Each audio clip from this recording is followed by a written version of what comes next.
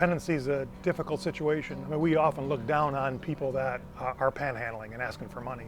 But there is a cycle of dependency in our country that we've created that tells people that if you ask enough cars that drive by you on the road, you're going to get enough money eventually to have your fast food money and your cigarette money for the week. They're working in a system that we've created as believers. We're told to give to the poor, so we do that. So a homeless person knows that if they work about 4 hours a week panhandling, they'll generate enough income to pay for what they need. And sometimes that's aspirin or McDonald's, but often drugs and alcohol and stuff. So there's no shortage of food or medical supplies or clothing. So you're not meeting a need when you're giving somebody money, you're just kind of maintaining that dependency. Really what they're looking for when they come up to you and ask you for something is probably deeper than money.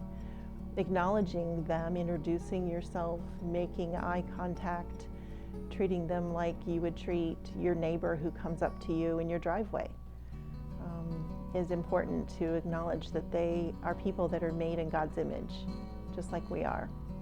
And their needs are usually much deeper than I need $5 for gas. It's usually I need a friend or I need to be shown some love today.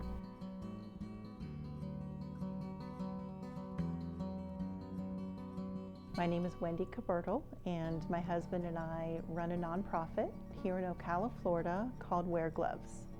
Doing this work for close to 10 years now, and primarily work with distressed folks, homeless, people that are in distressed positions in our society. Well, there is criteria that dictates what a homeless person is. Not having a primary residence for 90 days, I think, is the criteria, a mailing address. So the number is there, but we primarily work with folks that are in distress. We have some people that live in houses that work for us that are just one step from being homeless.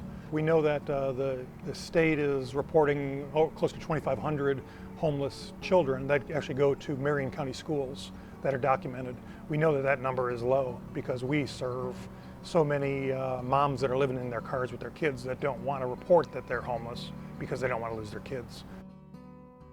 A complex situation, that's why homeless isn't really a usable term anymore, That's why we use the term distressed. People that are in a position that nobody's there for them. So we try to fill that gap. We really started to study scripture. How did Jesus love people? He met them where they were. He did not set up feeding lines. He didn't give away anything for free. He held people accountable. And that's how he loved. And if he's our example, then that's how we try and love. We realize that every human is made in God's image, no matter what kind of past they've had or what kind of choices they've made. And to love people deeply looks a lot different than what we had been taught. Wear Gloves has kind of three ministries that's a part of it. One of them is Church in the Garden, where we facilitate a church for homeless people. That distressed folks don't often feel welcome in our corporate churches. They feel that they don't smell right. The ladies from the streets tell us that the ladies in the church look at their shoes, which makes them uncomfortable. I don't really get that, but we've heard that numerous times. And we meet outside. We have a full band and worship service, communion, and teaching on Saturday mornings. And we meet them where they are.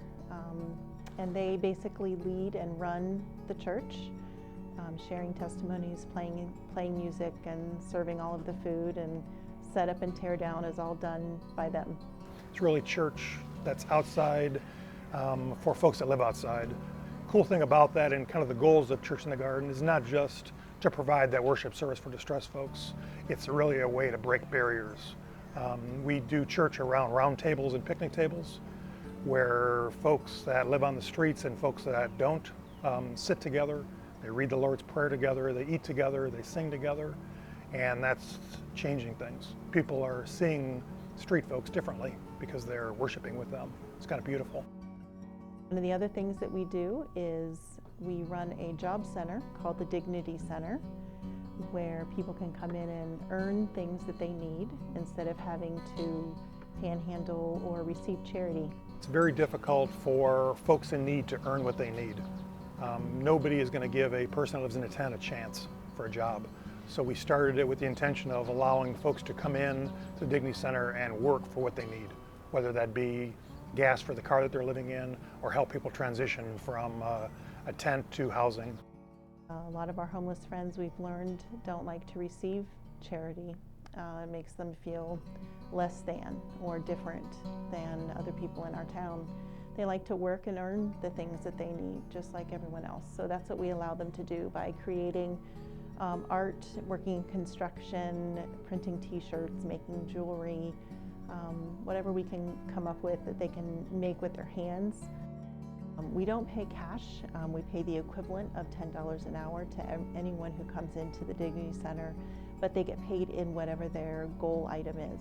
That next step for some people might just be a pair of steel-toed boots so that they can go to a day labor and get a job. It might be a bicycle so that they can get around town easier. It might be a new tent because it's been rainy lately and maybe there's leaks. It might be saving up for a security deposit to get inside. So we meet with each person individually, and everybody has different goals, and we help meet their goals. So at Wear Gloves, the third thing that we do is a new adventure for us. We're roasting coffee now. So we just launched Dignity Roasters, and we have homeless and distressed people here in our town that are learning the art of coffee roasting. But we started with roasting coffee beans. So we're getting fair trade beans from a farm in Brazil, and we're bringing them in, and we're empowering distressed folks to learn how to roast and bag and ship and grind. Through this roasting business, though, we're able to employ people full-time. Because people like coffee. We're selling quite a bit of coffee, and we're hoping that it continues to grow so that we can continue to house people that are working at the Dignity Center roasting coffee.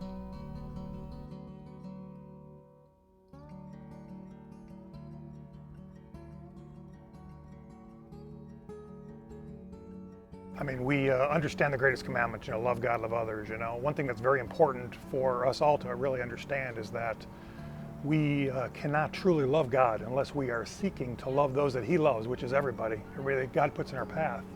So we often complicate it, in trying to figure that out. We think we need to do something as complex as a feeding line, and it's really not that way. It's not what Jesus did. He simply walked around and talked to people,